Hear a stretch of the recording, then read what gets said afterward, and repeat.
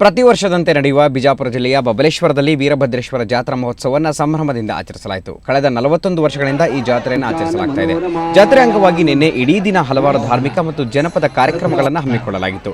ಬೆಳಗ್ಗೆ ಅಗ್ನಿ ಪ್ರಜ್ವಲನ ಹಾಗೂ ಪ್ರಮುಖ ಬೀದಿಗಳಲ್ಲಿ ಸಂಬಾಳ ವಾದನದೊಂದಿಗೆ ಪಲ್ಲಕ್ಕಿ ಉತ್ಸವ ನಡೆಯಿತು. ಪುರವಂತರು ಹಿತ್ತಾಳೆ ತಟ್ಟೆಯಲ್ಲಿ ಮಣ್ಣನ್ನಿಟ್ಟು ಅದರ ಮೇಲೆ ಕರ್ಪೂರದ ಬಿಲ್ಲೆಗಳನ್ನು ಹಾಕಿ ಕೇವಲ ಮಂತ್ರ ಪಠಣೆಯಿಂದ ದೀಪವನ್ನು ಬೆಳಗುವಂತೆ ಮಾಡಿದ್ರು. ಇದು ಅಚ್ಚರಿ ಮೂಡಿಸಿತು. ಅಲ್ಲದೆ ಪುರವಂತರು ಭಾರೀ ಗಾತ್ರದ ಉದ್ದದ ಸರಳುಗಳ ಶಸ್ತ್ರ ಹಾಕಿಕೊಳ್ಳುವ ಮೂಲಕ ಭಕ್ತಿಯ ಪರಾಕಾಷ್ಠೆಯನ್ನು ಮೆರೆದರು.